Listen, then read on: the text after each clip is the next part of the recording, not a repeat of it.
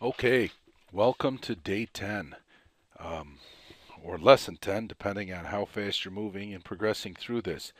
Tonight, or today, whenever you're taking this, we are going to talk about a budget. Now, what you've done so far is accessed your credit report, all three credit reports, worked on disputes, worked on cleaning up that credit report. This is the first steps. But we now need to move into fixing your and not only fixing your credit, but changing your behaviors and your attitudes from here forward so we never get back into that same position. And it's just going to become habits. And all habits are the same behavior done over and over. And unfortunate as it is, or fortunate as it is, some of these behaviors that you've had in the past, you can't continue to do. And I've gone through this myself where you just spend money freely. You don't have a budget, you don't have details, and you're making a lot of mistakes. So you'll hear me repeat a lot of these over and over again. But tonight, I'm going to try to make it easier for you on this lesson. And this lesson will actually be broken down over a couple of days because it is that important. It really is, not only to destroy your debt, but to build your credit, and budgets are probably the most important thing to do. So here we go. We'll go over to the resource tab and click your resources and then scroll down and find yourself your income and expense statement. Now, if you've been around the site before, you saw that I did an example of how to fill this out before. Click Save or open that. Okay. And what we'll have is this spreadsheet. Now you can save it and change it any way that you want to do. I've locked the cells so you can't make any adjustments whatsoever. But we're going to actually take some time to go through this over a couple of lessons because I've incorporated more things into the site to help you out. So as we go through it, we'll kind of jump back and forth to the site to help you to create your budget. Now, this first site here on the first worksheet, we're not allowed to do anything. So if you try to type in something here, it says it's protected, and that's only for your own benefit. So you don't screw the whole spreadsheet up because there's actually, notice up here, formulas in there. You don't want to screw those in. Uh, Screw those up. You screw them in. What am I saying? Okay. You don't want to screw them up or else you're going to have to redo the formulas or re-download the sheet. Our second one is our expenses, and then we'll move into income. And here's the first place that you can put in information that you want. Now, you can start in any month you want, or you can rearrange the months. I'm going to start over here in January. Hopefully, you guys are starting now in November or December, or I don't know, it could be June, where whenever you decide to start with this, and you're going to put in your take-home pay. Um, this is not your gross pay. This is the money you're taking home because this is all we're talking about. And if you are putting money into a 401k, and if it's matching, I suggest that you do.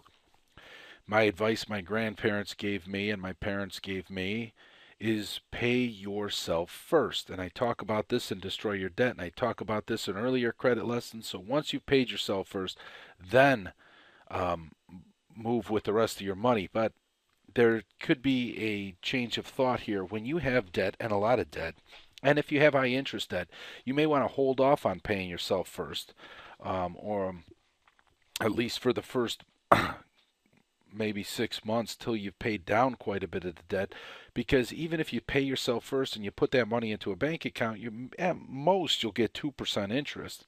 And yet you're paying 15% interest maybe to the credit cards. So you're losing money. You're better served putting that money towards your credit cards than you are or other debts that have a higher interest rate than saving it. We got to get rid of your debt, then we can worry about saving. So put in here your take home pay. And in this case, let's just put let's say $2,000. And then the second take home pay may be your spouse's if you're married, if you're single. In this case, I'll put a spouse in here as a $1,000 take home pay. Remember, this is completely and utterly up to you. If you went through the long session on how to destroy your debt, you'll understand the snowball method. And the snowball method, you're trying to find your um, disposable income here or your ammunition to pay off debt. If you haven't taken that yet and you're working on credit, well, once you get into that lesson, you'll understand. That's what this spreadsheet does. It helps you to create a budget so you can find disposable income that will help you pay down your debt, no matter any way that you're doing it. Okay? So you put in your income, whatever that income is. You don't know what it's going to be really till the end of the month. And usually the bills are then due because if you're working overtime or whatever. So if you are budgeting for the future month, then put in a low ball estimate of what your income is. There may be times here where you're going to work some overtime and you'll get three or four extra, $300 or $400 more a month. I don't want you to put that into your budget. I wanted to lowball it. The last thing I want you to do is to put into your budget. All right, next month I'm going to work 10 hours of overtime and I'm going to make an extra $300, and then you don't, and you've already put that into your budget and spent it in your budget. You're better to be under than over. Just like in anything, you're better to be under budget than over budget. If you're over budget in business, you're in trouble. If you're under budget in business, it's a good thing. That means you have extra disposable income. And I'm not going to get technically at the end of the year, you need to spend that so you're not under budget. But in your life, that's what we want to be, is under budget. So now, reserves. Are you keeping any money for reserves here? For infrequencies, for your real estate taxes, insurance, tuition, other expenses. If you are, make sure you put it in here. Real estate taxes, for example, many times your real estate taxes are put into escrow, which means they're paid to the bank, and the bank then pays your real estate taxes for you. If you don't have that, then make sure you're putting away a certain amount every month towards those real estate taxes so when the tax bill comes, you don't have a big chunk to pay. The same with insurance. Some insurances are paid through the mortgage company, or put into the mortgage. Others are paid independently. If you're paying it independently, are you paying it monthly or you can pay it yearly? Tuition as well. Some of you have tuition expenses that you have to pay while you're in school, and some you're taking loans you're not going to pay until you're done. I will warn you, and I'm going to talk about tuition in the college section in detail, understanding student loans. If you can afford to pay anything right now towards your tuition, pay it because you don't want to pay interest in that long run. Okay? So let's get to household. Okay. First, your rent.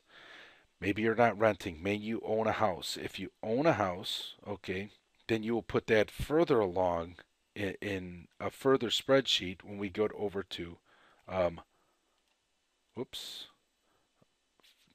further into our spreadsheets. But in this case, don't double dip on your house. What I mean by here is if you're putting in instead of your rent, your mortgage payment, and let's say you're putting in $1,200, I don't know, and that includes your real estate taxes, so you don't have to put zero in for your real estate taxes because this includes your the escrow.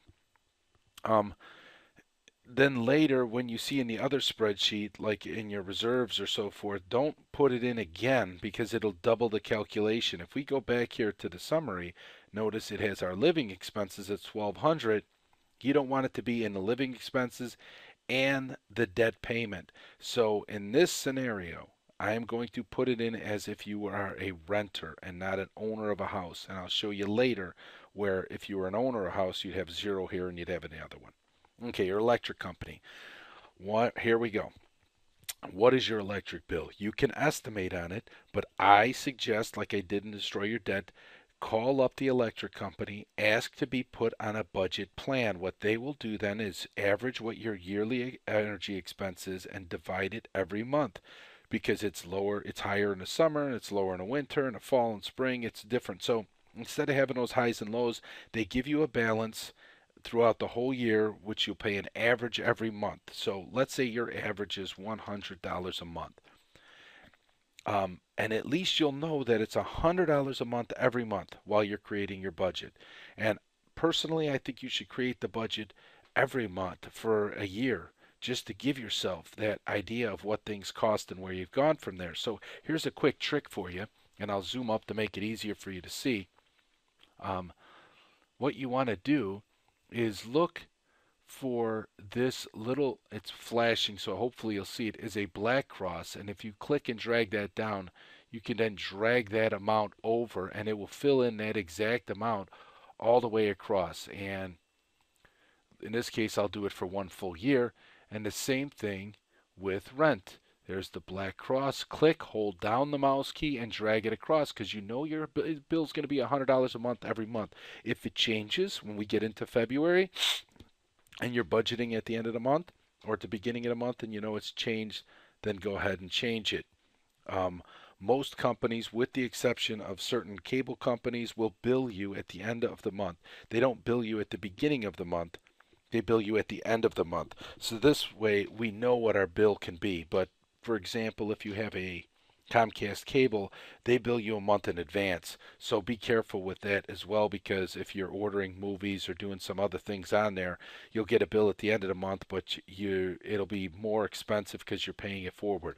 The gas company, you can do the same thing. So let's say your gas bill is $750 a month. That would be terrible. $75 a month. You can also budget your gas bill as well. I recommend this highly, just so you know what your expenses are every month. Telephone company. Why do I have three on here? Because people have cell phone bills, and in this case, let's say you have a family plan or whatever. You have $69 a month for your cell phone bill and you have a home phone line, which is, let's say, $38, and you don't have any other ones. Well, you can also fill these in if you know, as long as you're not purchasing apps and anything else on there, you can also fill these in on your spreadsheet all the way across so that you have these filled in. Okay, you know what those bills are every month. Your water and sewer. Usually this is a fixed cost, and that's a fixed, but most of the time, unless you have a swimming pool or you water the lawn, you use pretty much the same water basically. I don't know how many times people go in the summer. Maybe some people do. They take 5 showers a day as opposed to 2 a day in the winter or their swimming pool or whatever, but you'll get a gross idea of what your bill is. Some people also a water bill, they don't get the bill. I know in the old town I lived, we got a water bill every 2 months instead of every month. In that case, don't spread it over 2 months. So let's say on the average you're spending $110 for water and sewer.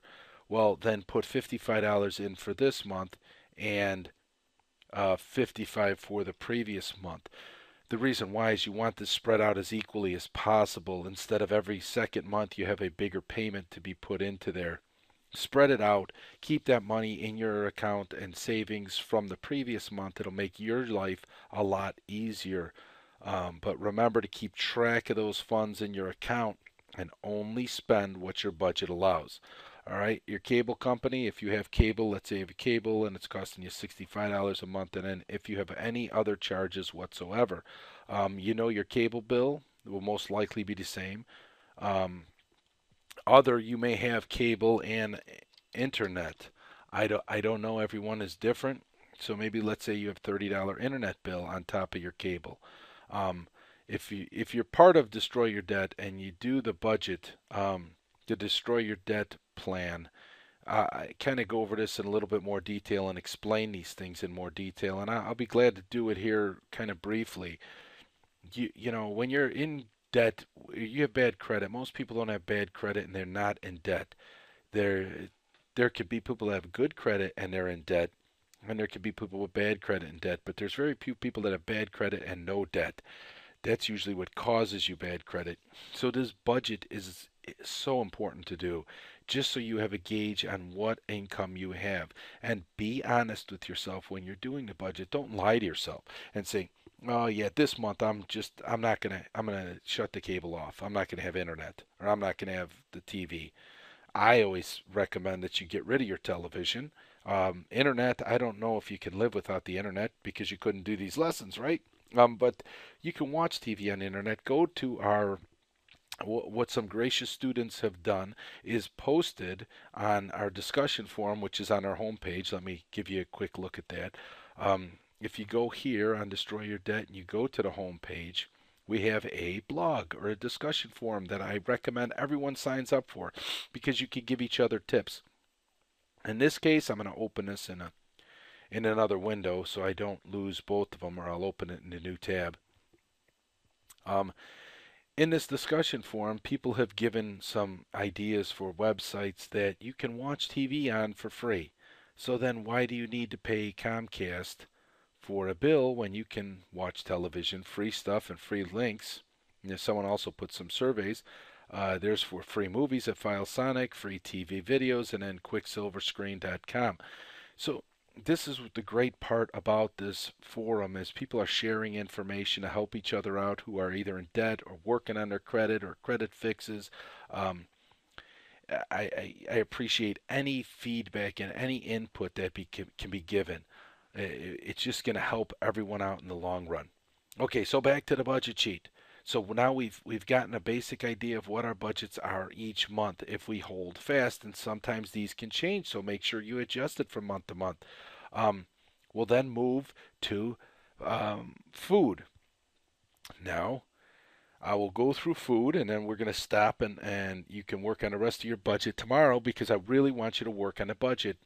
I want you to download this and start working on the budget and be as honest as you can. What you need to do is go back, find out what your electric bills were from the previous months if you're not on a budget, or call your electric company to get yourself on a budget. Same with the gas company. It's easy to go through, do your research, where did you pay the bills from, find out what they were every month, and fill them in. Even if they're different every month, at least it gives you a starting point from where you're at. And this way you can gauge. Knowledge is power, and knowing where your previous goals have been to get to these goals. If you spent $180 on gas last December, well, the weather might change in Chicago, you never know, but at least you have a starting point instead of putting $75 and then all of a sudden you're off by $120 or $110 come the end of the month because you didn't budget in enough for gas. So most likely the weather will be similar than it was last winter, and that's the important thing. Be as accurate as possible. So therefore, do your research. Find your old bills. You probably don't have them laying around, but with the way things are online, you probably can log into your account and find out what your bills were for the past year. Also, I know at least on my bill for the gas company with Nicor, they show you what it was last January composed, and they have a little graph of how close you were from last year to this year. That's a great tool to use to find out how close you are, because you might start, you might be using more gas and you don't realize you need a new hot water tank or something's wrong. It's gotten more expensive. I once learned I had a water bill for 2 months before I figured it out that was $200 and something. And I'm like, someone's stealing water. That's what I thought. Yeah, in the middle of the night, someone was pulling a hose up to the side of the house and stealing water. Thousands of gallons. How stupid I was. But how did I know? Well, I come to find out that one of the toilets that we rarely used upstairs was leaking in its seal. And I didn't know that till once I was upstairs and it ran and then shut off. Well, that was enough to drive my water bill up to $200 a month because it was constantly dripping. That's how you save money. You constantly drip a small amount into savings, and eventually you'll have yourself a fortune. Well, that's what happened to me in a water bill. Once I figured out and changed it, our water bill was back down to $75 a month. So if you're not paying attention to things, you're going to catch yourself in a bind. All right?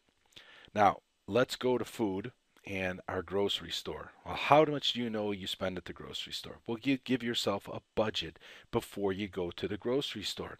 How are you going to find yourself a budget? 1, create a list. Okay? Make a list. 2, get yourself some coupons first. Here, I got a great video that'll help you out with this. It's a great film from Investopedia. It's a great site to use if you can. Hopefully this will play right.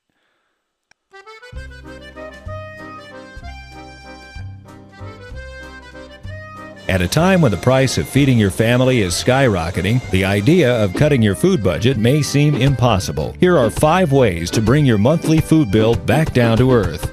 First, cook more of your food at home. Choose simple recipes that do not require a lot of exotic ingredients. This allows you to cook with what you probably have available anyway, or with ingredients you will be using as you cook at home more in the future. 2. Create a meal plan and grocery list before you go shopping. Make sure that the meals you are planning are appropriate for your family's activities. If they're not, plan something simpler to make. Cook ahead or use the crock pot. 3. Stock up on items you know you'll use often or throughout the month if you find a good deal on them. Overall, thinking in terms of the entire month is cheaper than buying just enough to get through the week. 4. Only buy drinks that fall into the categories of milk, juice, coffee, or tea. Sodas, energy drinks, and bottled water can waste a lot of money. 5. Prepare ahead of time if your family is on the go or simply has to have a lot of snacks. Take full reusable water bottles with you and buy snack foods in bulk and pack them in reusable containers. This will save you from buying expensive bottled water and prepackaged snacks. While following these tips can be more painful for some families than others, the payoff is real and the savings are worth it. There you go. There's 5 quick tips for you for saving money, and I can't tell you how beneficial they are. Also, another tip, don't go grocery shopping when you're hungry. You will end up purchasing all types of things unless you're going to go to Sam's Club and eat all the samples. Most likely, you're going to end up buying a bunch of stuff that you seemed like a good idea at the time. One, I can't tell you enough, get the lists because it'll keep you in and out of the store as fast as possible. And if you have meals planned, also start taking lunches to work. If wherever you're going, take foods with you so you don't have to buy them at the vending. Even if you do buy drinks that are soft drinks or soda, buy a couple cases of soda or inexpensive, keep them cooled and bring them with you. You realize that a can of soda maybe costs you 50 cents, and if you go to a vending machine, it's $1 or $1.25. Every time you purchase one, it's so easy to do these little things to save yourself some money because that's extra money that you can help pay down your credit bills with. One other thing that I have on Financial Freedom website on Destroy Your Debt in ways to save money, I give you some examples on how to save money on groceries. And I've given a list of 10 different things that you can do there. But the best part about here is I have a grocery discount club that you can join. This is the video that you've already seen. Coupons.com you can sign up for. Different things, and don't look down at using coupons. You can save a fortune on coupons. Also on the site has free stuff that you can get free samples to. Use this. Here's the coupon page itself, and if you don't sign up for coupons.com, which I suggest that everybody does, it's really a great asset to have because you can save a lot of money and the coupons come to you. And here's another video on how to save money with coupons. But what we have here is if you have coupons.com, they'll email them to you. If not, come down here and look at, we have 165 free coupons for you to use today. These change on a daily basis. You put in your zip code for more coupons in your area. You can pick what type. And this is how I create a food budget. I look at the coupons and think to myself, okay, this stuff's on sale. Is there anything that I can use to make dinner? Okay, what can I use to make a meal with what's on sale? Because then it helps you to have like a little bit of a diverse food budget and different variety in food, plus you're saving money on it. As well as, we have to get incidentals and healthcare products and so forth. So I look for coupons first. It doesn't mean that you don't have to, you can have your brand loyalty. Some of you may be a Fruit Loops person, and no matter what, you are a Fruit Loops person.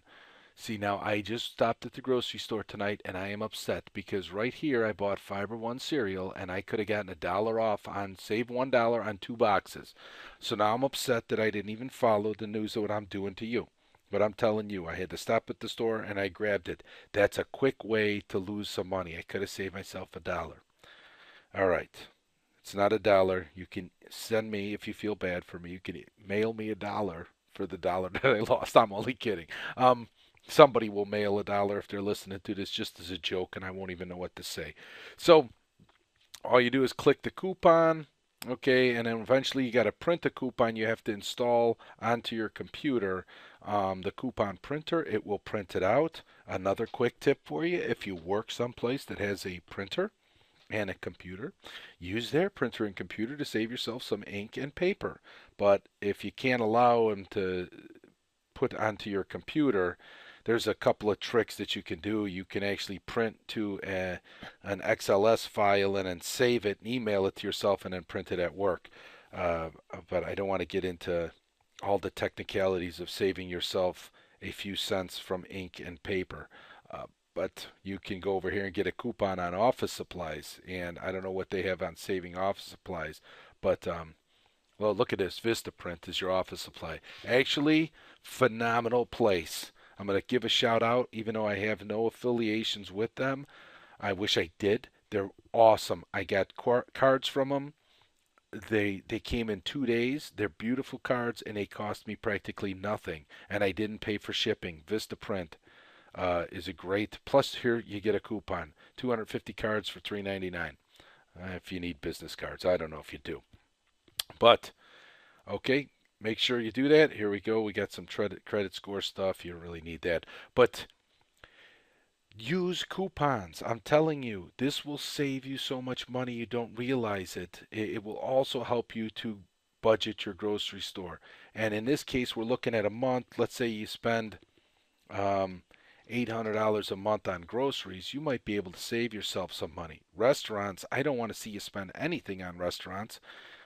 Cook the meals at home. But if you do, let's say you go out once a week to the restaurant, it costs you $100. All right. Or you go out to lunches, which is just killing you too. Either way, you got $900. Now, I'm going to stop here on this lesson because I want you to start going through and figuring out, print out some coupons, um, figure out what your other budget sheet is, and look at here. What we have here is so far with our income and our living expenses, we have $468. We haven't even finished filling out the sheet yet, so we better hope we can make it, or else we're really going to have to start cutting down on what our budgets are, which will mean food or so forth.